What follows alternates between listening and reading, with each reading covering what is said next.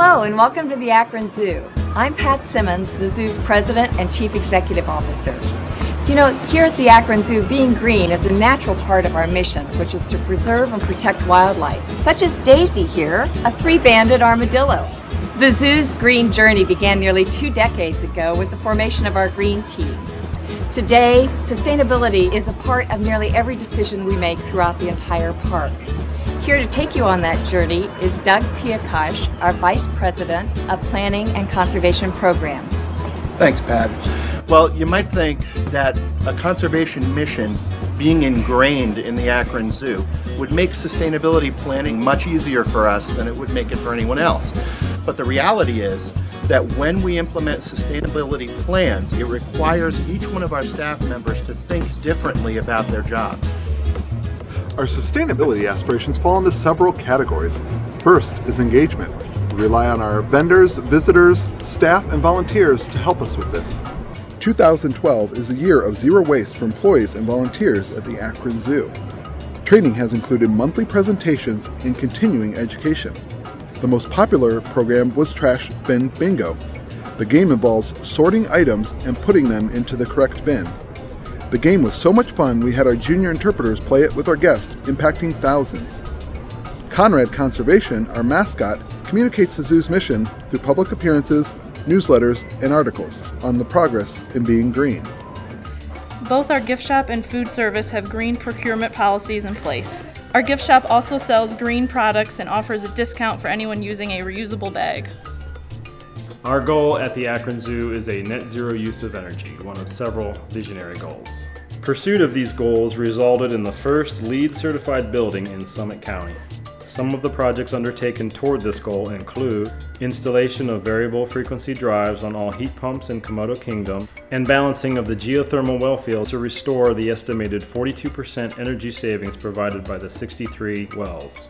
We also replaced our night lighting system with a new LED system with a return of investment in less than 3 years. In 2011, the zoo became an official green energy producer, which created the very first net zero energy train ride anywhere.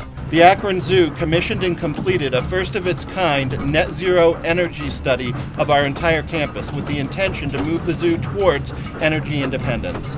The impact of these actions and the associated efforts of our staff have resulted in energy resource reductions throughout the park.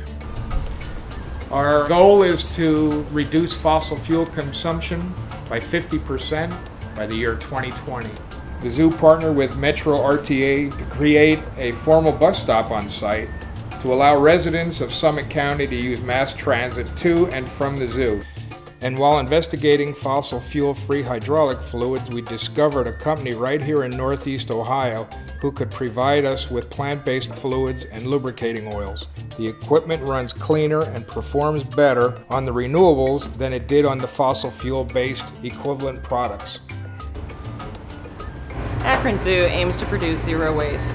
It might sound like an ambitious and even visionary goal, but you might be surprised to know that we're actively involved in that, and we've been doing that for many years now. For example, keepers use items that help to recycle, reuse, and repurpose in their choices for enrichment items. Other examples of items we target to keep out of the waste stream include paper, glass, cans, toner and printer cartridges, electronic equipment, motor oil, and construction debris. During construction and renovation, we salvage plant materials, topsoil, rocks, concrete, asphalt, all for future use in the zoo. In March of 2011, the zoo's entire executive team and our maintenance staff jumped in the dumpsters. We did that because we needed to do a waste audit to understand our waste stream. We found out that over 80% of what we were sending to the landfill was organic. As an end result, we began our composting program.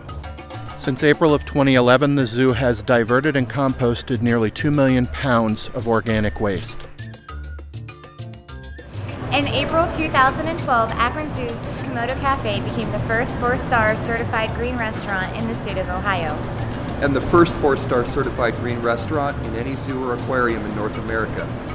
Today, the Akron Zoo's food service staff helps other organizations to achieve their green restaurant certification goals. Sustainability is now integrated into many of our education and camp programs. And each April, in honor of Earth Day, the zoo celebrates Party for the Planet, focusing on green practices in the region. Grizzly Ridge is important not only because it was our largest exhibit project of the last 7 years, but also because it allowed us to really focus on our water goal. Our water goal was to reduce by 50% the amount of water used in the Akron Zoo compared to the amount used in 2009. To date, thanks to this project and many other things that we've done across the park, we've actually reduced our water use and sewer use by 66%. We did this by creating a reclamation pond to store 100% of the water that we have in our bear pond, 100% of the water that we have in our otter pond, so that our keepers can come in and clean both of those exhibits by the turn of a valve, only sending to the sewer system what was necessary for the cleaning and being able to save all of the water that was in there to run through our own water treatment facilities to refill those ponds. Other elements within Grizzly Ridge include a partnership with the Ohio Environmental Protection Agency and the Federal Environmental Protection Agency, who provided some of the financing for our stormwater management through a Section 319 grant program. That grant enabled us to create a 250-year storm pond at the base of the hill in Grizzly Ridge, which collects all of the stormwater across this 4-acre site.